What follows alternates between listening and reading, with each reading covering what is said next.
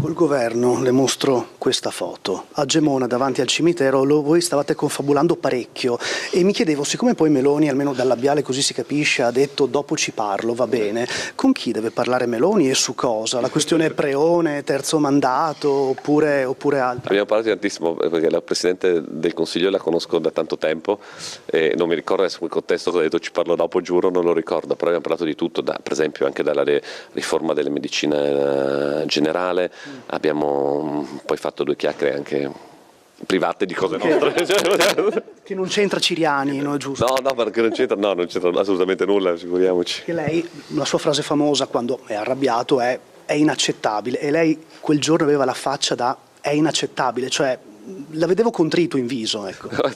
Mi piacciono queste interpretazioni, in realtà pioveva, quindi semplicemente forse era un po', mi stavo proteggendo dalla pioggia, però. Nessuna urgenza di colloquiare con qualcuno per risolvere qualche problema? No, ma non c'entrava proprio nulla, non abbiamo neanche parlato di cose del territorio, se non gli ho raccontato ovviamente del terremoto, qualche situazione ovviamente specifica. Grazie. Grazie.